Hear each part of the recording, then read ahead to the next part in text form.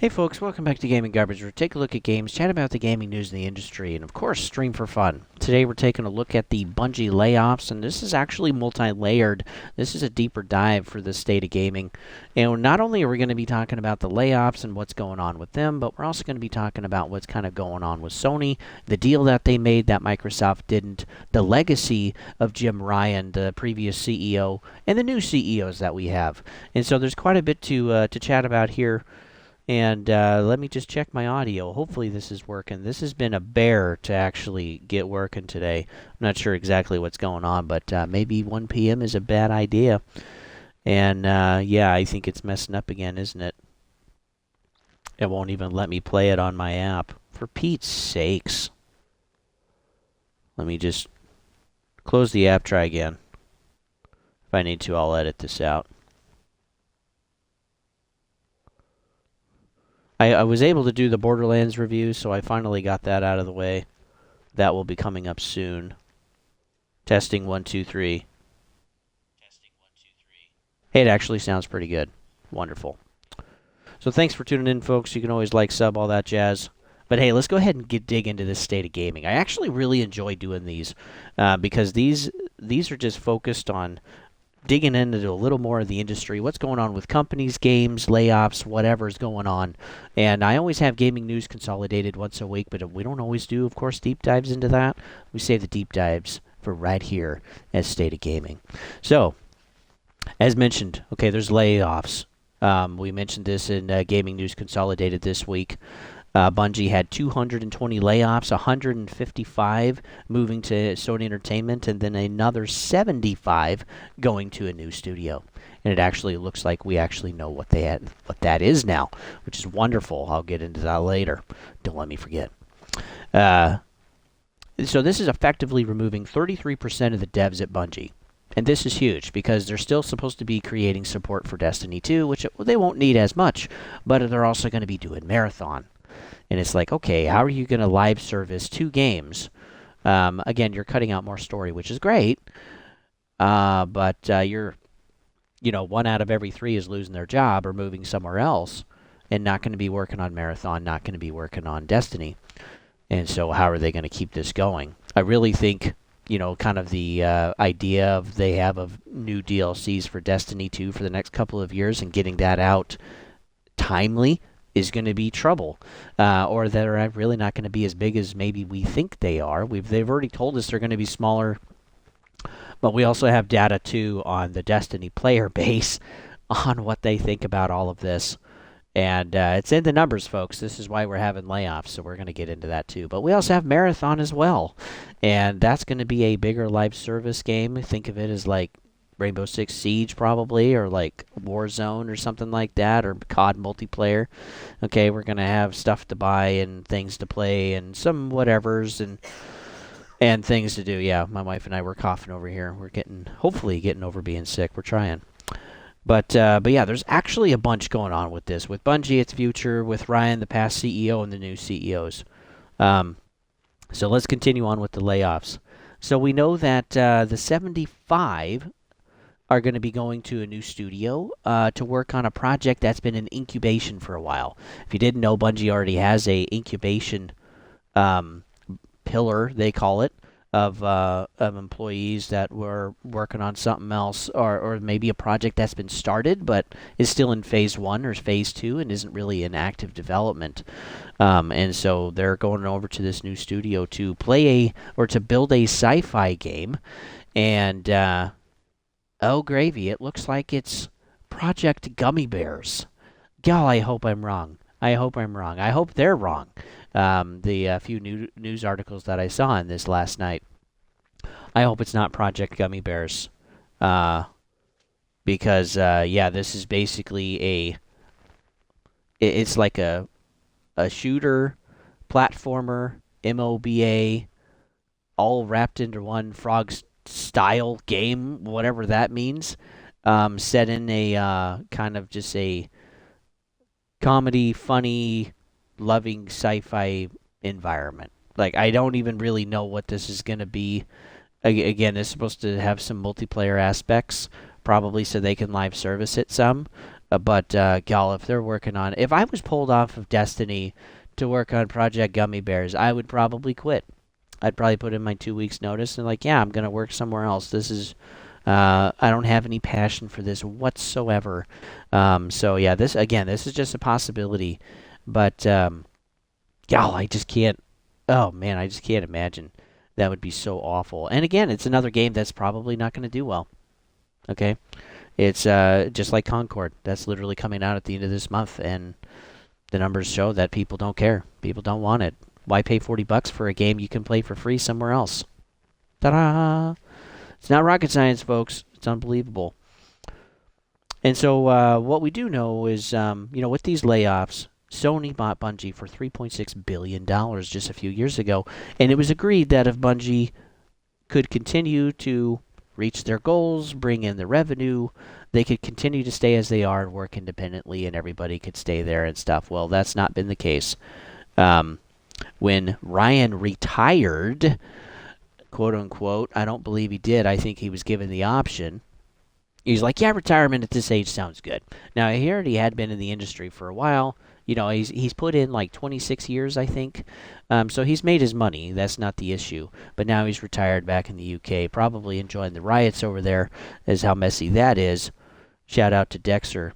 But boy, yeah, that's blowing up too. If you're interested in looking.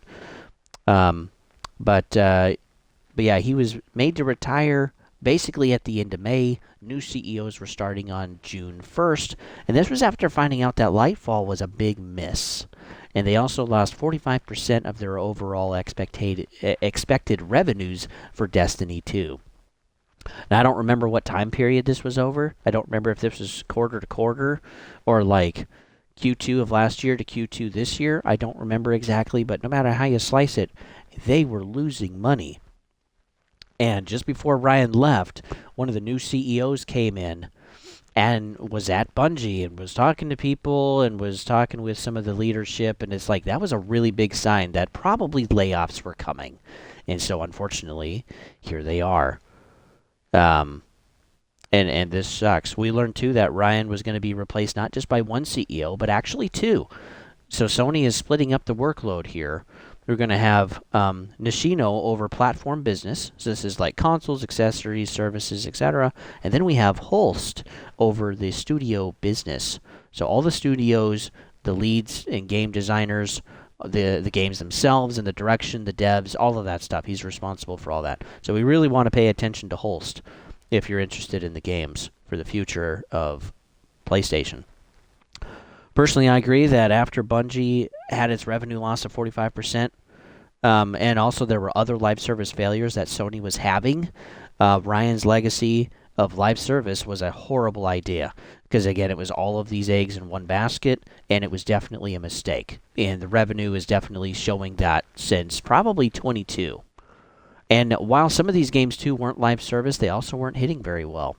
Like Forspoken weren't. I mean, just, again, not popular. It did not make money. But Ryan, saw live service being very lucrative, pulling in a lot of money from some of these other IPs, and thought, hey, I can do it too. That can literally be my legacy before I leave the company. And oh, it is, buddy. It is about how you screwed it over. And this is why they bought Firewalk for Concord, $200 million. This is why they bought Haven for Fair Games, probably around 125, 175 million again for that one. This is why they also bought Destiny, which was supposed to be the coup de grace of making live service. And what they didn't realize is that probably too much of the people had retired out of Bungie or had quit or moved on somewhere else, and just the passion wasn't there anymore. Even before Sony bought Bungie, Destiny 2 was on its way down. And a lot of us will probably remember that and say that. And but yeah, it was just less content. They were removing other content from the game. The prices of everything were going up. There were just ever creative ways to microtransaction the actual gameplay content. I mean, it was insane how much you could actually pay in a year. It was a couple $100 just to play the game. It was kind of ridiculous. But again, this is why they spent $3.6 billion on Destiny and Marathon. They liked what they saw, and they're like, yeah, we'll go ahead and buy this. So for the total of all three, it's roughly $4 billion.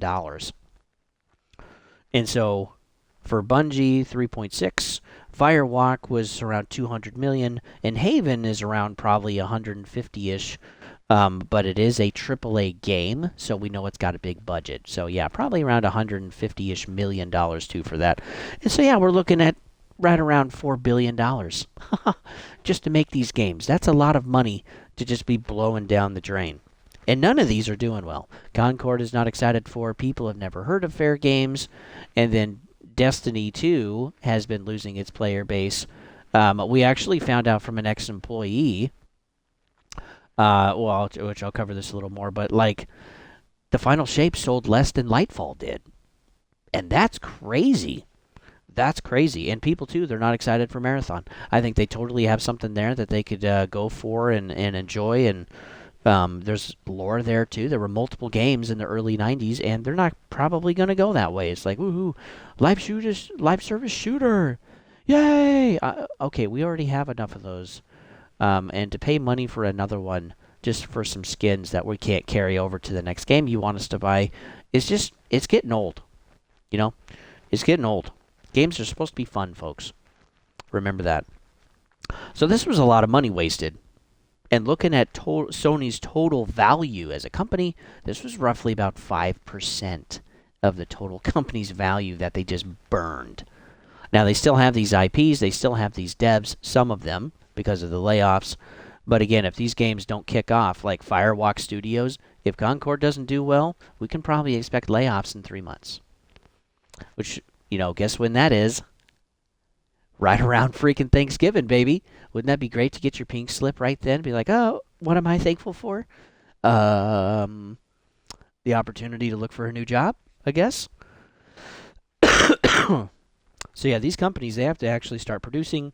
Because again, just lighting money on fire for 5% of, of your entire company for purchasing, 3 studios just sounds pretty insane, and we can all thank Ryan for that one. But yeah, this is why, too, trend chasing is dangerous. Eventually, it's not trendy anymore. And none of these 4 games people are excited for. Again, the player base is going down. People aren't really excited for Marathon because it's not Destiny. And again, it's not going to be story-driven. It's going to be more multiplayer kind of stuff like Warzone or Apex or Fortnite or something like that. Okay? We'll dig into that next year when it actually comes out. But also, these games are being delayed. The Final Shape was delayed. Marathon's been delayed. Even just trying to get some of the content out, or substantial content out for Destiny 2, some of last year, was bad. And again, we haven't heard anything about Fair Games. And then Concord was also delayed too. By like a couple of months. There's initially talks that maybe May, and oh, never mind. Official release is going to be at the end of August. So yeah, Destiny will always have a super core player base. Okay, people have just spent too much money, and that's part of how they get you. Hey, spend a whole bunch of money, invest a lot of time and effort into this, and then continue to keep playing to, enjoy the nostalgia. Yeah, because most people can't walk away when they've invested past a certain point. That's why I have kind of timelines for myself. It's just like, look, if I've tried something for this long, I quit, because I know if I stick with it longer than that, I'll never be able to walk away, even if it's a bad decision. So, that's just me personally. So, before the future of Bungie, we need to actually look at Holst, because a lot of people aren't really going to know who he is. But we had an interview in June of 2021, and this is not the entire interview, but there is one out there where it was just basically kind of a small Q&A. It was maybe 30 minutes. But it gives us an insight into who Holst is. So how does he see games? Well, he sees legacy and new IPs are equally important. He wants to continue with the legacy stuff, but he also wants to bring forward new IPs, again, to kind of cater to a broader audience of gamers out there and ultimately get more sales and bring more revenue for the company. Okay, and that makes sense. And back then, he talked about 25-plus games that devs at the time were working on, and about half of them were legacy, and half of them were new IPs. And so some have already come out, 6 live service titles were canceled. So far, I went through this long list. It took a while, but I got it all for you. So far, we've had 12 that have been released, made from Sony, as far as I could tell. We've had another 6 that were canceled. We also have Marathon, Concord, Astrobot 2, Judas, Death Stranding 2, Lego Horizon Adventures, Marvel's Wolverine, which, I mean, is like probably the end of 25, maybe even 26. The Silent Hill 2 remaster, Until Dawn. Okay, this roughly gives us 26, 27 titles. And so that's the bulk of them right there. And then looking at Sony's State of Play, we didn't really get a lot. Again, there was Until Dawn, Silent Hill 2, Dynasty Warriors Origins, Infinity Nikki, Ballad of Antaria, a couple of VR games, and then Where the Winds Meet. So again, I don't know if... Not all of these, of course, they were directly working on, but also, Holst was indicating partnerships as well with third party. So it's kind of hard exactly where to draw the line, but this is what's coming out in the near future. And half of these aren't even coming out this year that I mentioned with the State of Play. Quite a few of them are coming out next year. And I'm sure, too, some of these will also be delayed. I would have thought they would have done that with Concord, but maybe they know it's a dying bird and they're just going to shove it out there and good luck. And you're just going to make what you make and we can just move on to something else. Maybe they understand it's going to be that bad. But yeah, most of these, plus 25 plus games, they've already come out and there isn't much announcements through 2025. And this honestly kind of has me worried. And there's been a lot of delays that we've had, too. So there's not really very much out there for Sony because, again, this was, an interview in June of 2021. Well, it's been 3 years now, and there's just not much else. Something else, too, about Holst is that he's wishing to ensure staff is at full capacity for their teams, because he wants to reduce burnout. So he's experienced burnout himself. He's also, worked as a dev in some of the industry and development and whatever. And so he understands this, which is really good. This is wonderful. Like, we want this. But yeah, with the restructurings like Bungie and probably other future layoffs that we're going to have in closing studios, this is going to be difficult. But it is something that he thinks about and that he's aware of. So that's good. He's going to try to treat his teams well, right? But they also have to perform. And, we'll see how that goes. He sees single-player games as part of their DNA at PlayStation.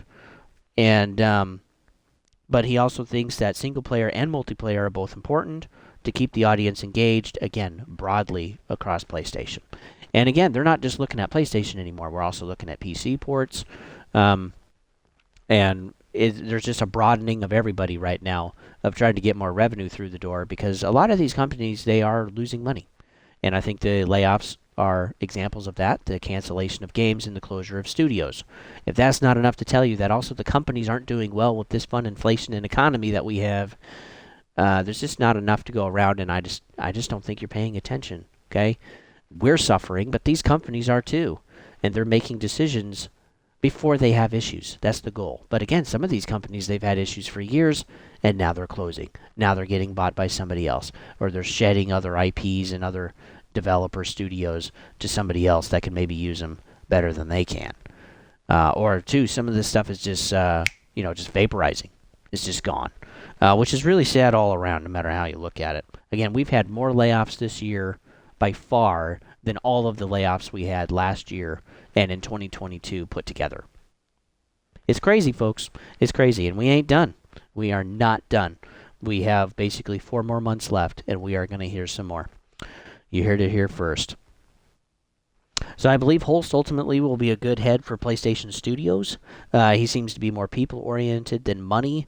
Devs and focused on devs and the players and the engagement and making sure that, hey, look, if the devs and the players are taken care of and they're given fun experiences and they're given the time that they need and the resources they need to have to make their games, the revenue's going to come in. So he's understanding this, but again, too, he still has goals and he still has to perform, and he's under more of a microscope now, more than he was previously, because he's now basically the the head of PlayStation Studios. Not just one of them, all of them. So yeah, he's got to perform too. So his studios have to perform, and it's really hard to stick to your guns when the pressure's on. You could lose your job, and it's to not kind of shorthand some stuff and get some more money through the door and make everything live service, which is what we've already had thanks to Ryan. Again, it's all about chasing the money, but I'm hoping Holst understands that he needs to create a reputation of good storytelling and good character development. Again, he said the single-player games, they're important, but where are they? I mean, we don't have any more God of War. We don't have Ratchet and Clank, Sly Cooper, Siphon Filter, G-Police, Jet Moto. We don't, Shadow of the Colossus. Make another one. Remaster the thing. I don't care. What is the next iteration of Silent Hill? We're just getting a remake. Great. Okay. Until Dawn. Remake. We didn't ask for that. Where are the legacy games? Jak and Daxter? Make a collection, remaster the thing, and shove it out there for $60. People will buy it. People will buy it. Shove it on Xbox. You're not using the IP anyway. Bring it to PC. I mean, something. So, yeah, again, it's touted that single player is important, but where's all the legacy stuff? That, again, legacy is important, but where are they? Where are they? They haven't been used, some of them, in 20 years. Make it make sense, folks. It's crazy. So the last point I want to make is that Bungie has presenting itself better than it actually is. And Sony bought them and has made a mistake. Maybe they still would have bought them, but should have bought them maybe at a cheaper price. Maybe $300 billion, maybe $200 billion. And this is crazy because with what we're finding out now is that without Sony buying Bungie, Bungie would have collapsed. And I don't use that word lightly, but the layoffs that we're experiencing are minimal compared to what would have happened. They may not even have been around anymore.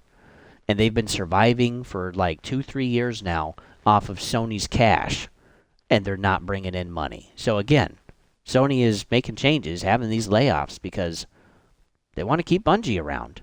But they got to also save money. And then again, we will tout this forever, folks. The most expensive asset to a company is the employee. And that's why these layoffs happen. It's just business, folks. Okay, there's no way around this. But I would rather actually work for a private company than for the government. Okay, that can be a whole nother video someday.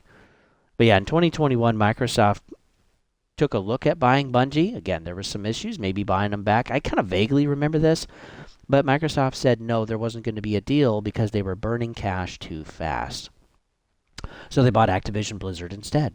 Sony also took time to look at Sega, said the same thing. Nope, we're not going to buy you. It's too risky. So, I'm sure Bungie not being bought, there's only one offer left on the table to Sony, from Sony, and I'm sure Bungie maybe tweaked the numbers a little bit. The CEOs were like, yeah, we're doing really good. These are the plans we got for Marathon. Maybe hyped stuff up a little bit. And Sony was like, yeah, okay, you guys are burning some cash, but the future looks good. So we're going to buy you for $3.6 billion. And now we know how that's turning out.